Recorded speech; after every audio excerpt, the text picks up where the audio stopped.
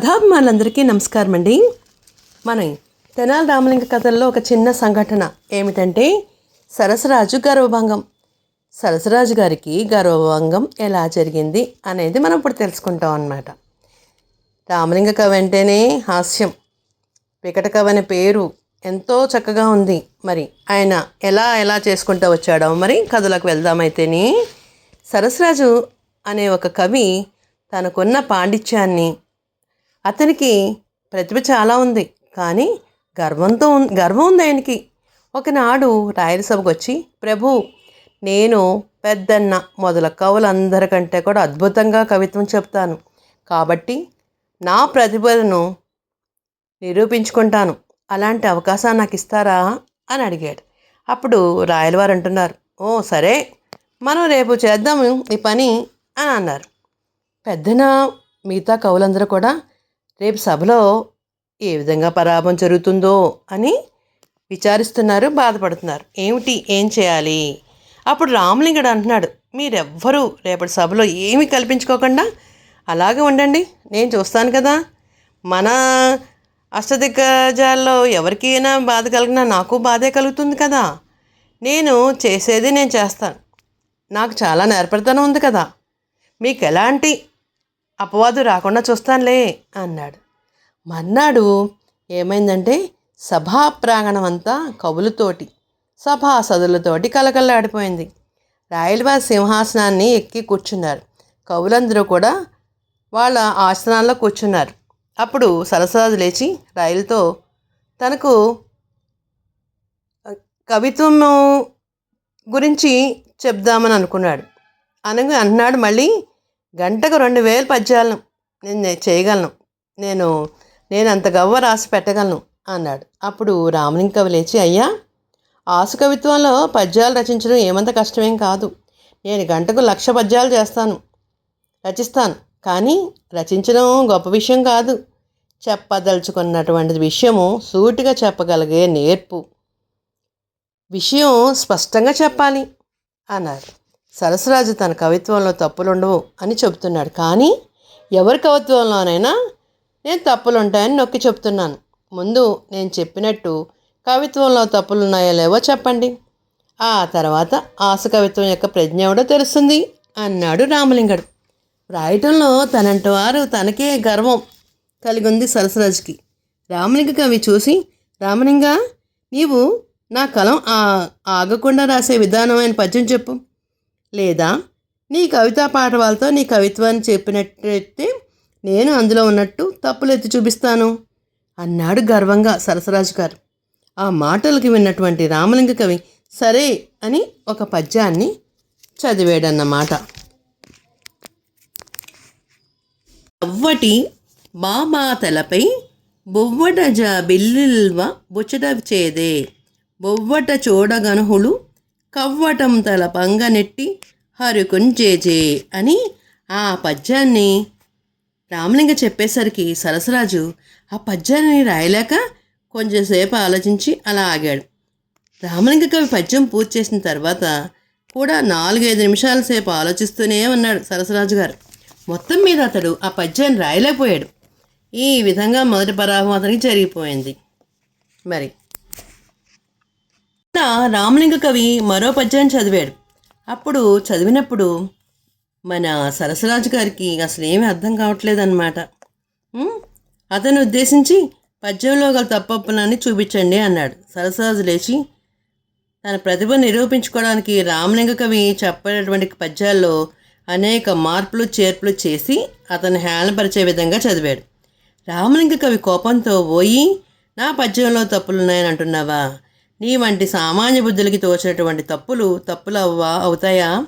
నా పద్యం ఎంత రసవత్తంగా ఉంటుందో నేను వివరించి చెప్తాను విను అని అతను చెప్పినటువంటి పద్యాన్ని అర్ధతాత్పర్యాలతో విడదీసి అందరికీ అర్థమయ్యే విధంగా వివరించాడు. సభికులందరూ కూడా రామలింగ కవిని ఎంతో హర్షధ్వానాలతో అందరూ కూడా అభినందించారు. ఇంకా ఇలాగ పద్యాలు చదవడంలో రామలింగ కవి సరసరాజు ఇంకెప్పుడు తెలియని జ్ఞానంతో ఎవరిని ఏ విధంగా కించపరచకని మందలించాడు. రాయలు, పెద్దన మొదలగు వాళ్ళందరూ కూడా రామలింగ యొక్క తెలివికి అతని ప్రతిభా పావటవాళ్ళకి అందరూ కూడా అభినందించారు. సరసరాజుని ఏ విధంగా గర్వాణించాడో చూసారా మరి. అయితే మరొక చిన్న సంఘటన. రాయలవారి ఆస్థానంలోకి ఒక పండితుడు వచ్చాడు. వచ్చినప్పుడు పండితుడు ఏమంటున్నాడంటే, నేను మనకి ఇక్కడ దగ్గరగా ఒక విష్ణు ఆలయం ఏమన్నా నేను కట్టాలి, కట్టించండి స్వామి, ప్రతిరోజు నేను స్వామికి పూజలు చేస్తాను అని చెప్పాడు.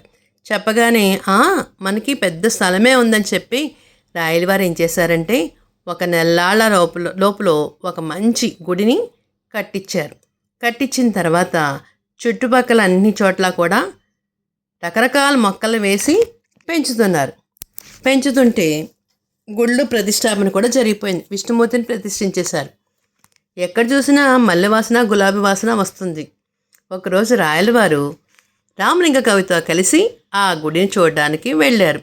వెళ్ళేసరికి అక్కడ గులాబీ వాసన, మల్లెపూల వాసన, చామంతుల వాసన వస్తున్నాయి. అప్పుడు రాయలు అంటున్నాడు, ఇక్కడ ఏదో ఒక మొక్క అనేది ఇక్కడ ఉండాలి అని అనుకున్నారు. ఏదో ఒకటి ఇక్కడ ఏదో ఉండాలి, ఏం ఉండాలో తెలియట్లేదంటే పండితుడు అంటాడు, ఆ పూజారి అంటాడు, ఏమంటాడంటే ఏముండాలని ఆలోచిస్తూ ఉంటాడు. ఈ లోపల రామలింగ కవి ఏం చేశాడంటే ఆ చుట్టుపక్కల అంతా చూసి ఎక్కడో ఒక తులసి మొక్క ఉండేసరికి దాన్ని తీసుకొచ్చి అక్కడ చూపించి, విష్ణుమూర్తికి తులసి మొక్కతో, తులసి ఆకులతో ప్రతిరోజు పూజ చేయాలి, స్వామి మెడలో హారం కింద వేయాలి, ఇలా చేస్తే విష్ణుమూర్తికి ఎంతో ఇష్టమైన పనిది, ఇలా చేయాలని చెప్పేసి చెప్పాడనమాట. చెప్పి ఆ మొక్కను నాటించి ఆ వనమంతా కూడా తులసి వనం అయ్యేలాగా చక్కగా అన్ని రకరకాల మొక్కలు వాళ్ళ చేత వేయించి రోజు స్వామికి తులసిమాలతో దండలు, తులసిమాలతో పూజలు. విష్ణుమూర్తికి ఏమి ఇష్టమండి, తులసిమాల అంటే చాలా ఇష్టం. ఆయనకి అదే కదా ప్రీతి. మనము వెంకటేశ్వర గుడికి వెళ్ళినప్పుడు కూడా ఒక తులసిమాలను సమర్పిస్తే చాలు, స్వామి ఎంతో సంతోషపడతారు. అందుకనే స్వామికి అలంకరణ ప్రియుడు విష్ణుమూర్తి ఎప్పుడూ కూడా. అందుకే తులసి మొక్కలు మన దొడ్లలో పెంచుకొని స్వామికి ఒక దండ కింద వేస్తే ఎంతో సంతోషపడతారనమాట. అందుకని మన రామలింగ చెప్పాడు, ఇక్కడ ఉండవలసింది తులసి మొక్క, తులసి మొక్కే స్వామికి ప్రీతికరమైందని చెప్పి ఆ మొక్కను నాటించి చాలా చక్కగా అదంతా కూడా చాలా బాగా చేయించారు. ప్రతిరోజు కూడా పూజకి తులసి మొక్కలతోని, తులసి ఆకులతోని స్వామికి మాల కింద వేసి చేయడం మొదలుపెట్టారు. ఒక చిన్న సంఘటన ఏమిటంటే, రాయలవారి ఆస్థానంలోకి ఒకానొక సమయంలో రాయలవారి సంస్థానంలో అక్కడ ఊళ్ళల్లో ఎంతోమంది దొంగలు ఊరంతా కూడా దొంగలమయమైపోయిందనమాట. చాలామంది ప్రజలందరూ కూడా రాయలవారికి వచ్చి ఫిర్యాదు చేశారు.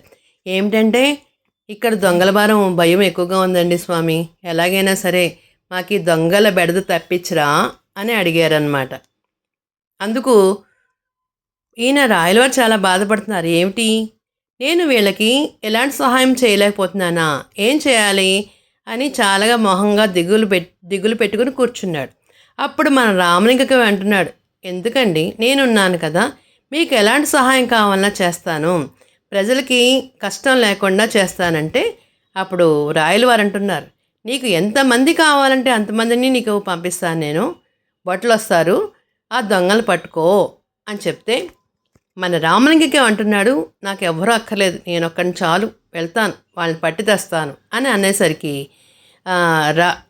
అక్కడ ఉన్న కవులందరూ కూడా గట్టిగా నవ్వుకున్నారు. ఏమిటి, వీడు దొంగలు పట్టుకొస్తాడా, ఇది జరిగే పనేనా అనుకున్నారు. అలా ఉండగా ఊరిలో లక్ష్మీచంద్ అనే ఒక అతను ఉన్నాడు. అతను బాగా డబ్బున్నవాడు. అతనికి ఎన్నో రకాల వజ్రాలు, డైమండ్ సెట్లు, బంగారము ఎంతో ఉంది సేటుగారి దగ్గర. అది ఏమైందంటే, అక్కడ సేటుగారి దగ్గర ఇంటి దగ్గరగా ఇద్దరు మనుషులు అనుకుంటున్నారు, అమ్మో లక్ష్మీచంద్ర గారింట్లో డబ్బులు, బంగారం అన్నీ బోల్డ్ ఉన్నాయి, ఏం చేస్తే బాగుంటుంది, ఎలాగా ఇంత డబ్బులు బంగారం పెట్టినారు, దొంగలు ఎవరు రావట్లేదులే, బాగానే ఉందిలే అనుకున్నారు. ఎక్కడి నుంచో ఇద్దరు మనుషులు దొంగలు విన్నారు. విని ఎలాగైనా సరే ఆయన బీరువాలోంచి డబ్బులు, నగలు అన్నీ పట్టుకెళ్ళిపోదాం, ఎలాగని తీసేద్దామని, ఈ రాత్రికి మనము ఇద్దరము దొంగతనం చేద్దామే అని ఇద్దరు దొంగలు అనుకుని ఏం చేశారంటే ఆ రాత్రే లక్ష్మీచంద్ ఇంటికి వెళ్ళారు. వెళ్ళి చాలా తెలివిగా అది ఇంట్లోకి ఎలా దూరారంటే ఇంట్లోపల కన్నం వేసి కన్నంలోంచి కిందకి దూరి జాగ్రత్తగా లక్ష్మీచంద్ అక్కడే పడుకున్నాడు, నిద్రపోతున్నాడు. అక్కడేమైందంటే గబా వాళ్ళ బీరువాలో ఉన్న డబ్బులు, వెండి నాణాలు, తర్వాత ఏమో వజ్రాలు, డైమండ్స్ అవన్నీ కూడా తీసేసుకుని సంచుల్లో పోసేసుకుని ఉంటే లక్ష్మీచంద్ర నిద్రపోయి గాఢ నిద్రలో ఉన్నాడు. ఆయనకేమీ తెలియదు అనమాట. తెలియకపోయేసరికి వాళ్ళు అలాగా అక్కడ ఏం జరిగిందని వాళ్ళకి కూడా తెలియదు. దొంగలిద్దరు కూడా నడుచుకుంటూ గబగబా బయటకు వచ్చేసారు, ఎవరు చూడలేదు కదా అని. అప్పుడు ఏమైందంటే లక్ష్మీచంద్ రాయల వారి దగ్గరికి వచ్చాడు. నా వస్తువులు పోయినాయండి అనేసరికి రామలింగ ఏం చేశారంటే ఆ ఇద్దరు దొంగల్ని కూడా తన కూడా తీసుకుని రాయల ఆస్థానానికి వచ్చారనమాట. వచ్చినప్పుడు మన రాయల వారు అంటున్నారు, ఏమిటి నువ్వు చాలా తెలివిగా ఈ గజ దొంగలను పట్టుకొచ్చావే, ఎలా తీసుకొచ్చావు అని అడిగారు. అడిగితే మన రామలింగ చెబుతున్నాడనమాట, నేను లక్ష్మీచంద్కి ఒక ఉపాయం చెప్పాను. ఏంటంటే తన పడుకునే గదికి అవతల్లో ఎనపెట్టి ఉన్న చోట కొంచెము రంగు, అది మన పెయింటింగ్స్ ఉంటాయి కదా, మన కలర్స్ పెయింటింగ్స్ ఉండే వాటిని అక్కడ వేయమని చెప్పాను. ఆయన అలాగే చేశాడు. ఏం చేశారంటే ఆ లైన్ అంతా కూడా పెయింటింగ్ వేసేసరికి వాళ్ళు తెలియక ఏం చేశారంటే దానిలో నుంచుని వాళ్ళ పాదాలు అక్కడ ఉంచారు. వాళ్ళకి తెలియదు కదా మరి.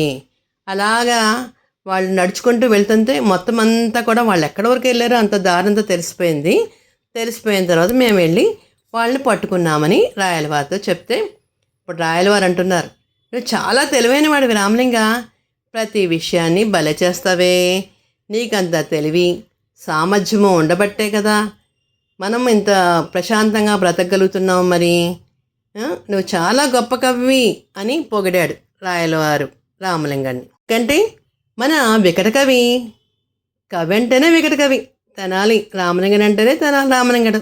అందరికీ హాస్యాన్ని ఇస్తాడు, చాలా సంతోషాన్ని కలిగిస్తాడు. మంచి మాటలతో రాయలవారికి ఆప్తుడిగా, మిత్రుడిగా, స్నేహితుడిగా ఎన్నో విధాలుగా ఆయనకి సహకారంగా ఉంటూ ఉంటాడు.